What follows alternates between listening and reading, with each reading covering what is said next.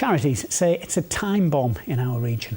Gambling addiction wrecks lives but also puts pressure on the health service, with addicts needing help for conditions including depression and stress.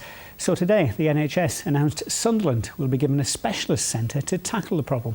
It'll be one of the first in the country and will help people across Britain. Our news correspondent Mark Denton reports.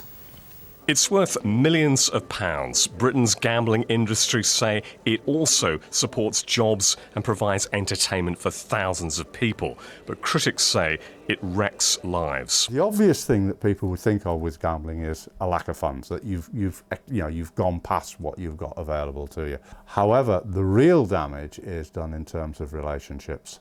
The biggest thing that a partner of a gambler will say, or a parent of a gambler or whatever, that the important other people within those relationships is that you've destroyed the trust. We need to be addressing these things earlier, otherwise maybe we've got a time bomb coming.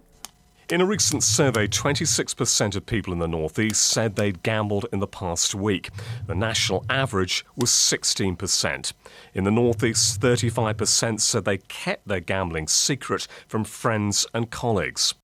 Now, NHS England's announced a gambling addiction clinic will be opened in the North East. It'll work on an outpatient system and be staffed by psychiatrists and clinical psychologists.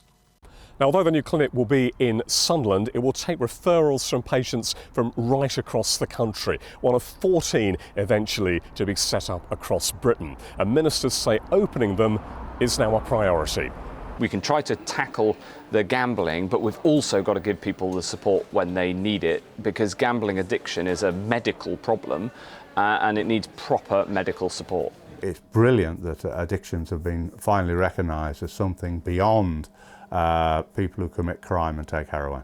That we're now beginning to see mainstream services moving into an area of saying that addictions are a very serious mental health issue, and indeed, simply because they don't involve crime doesn't mean to say they don't rack up enormous bills for society.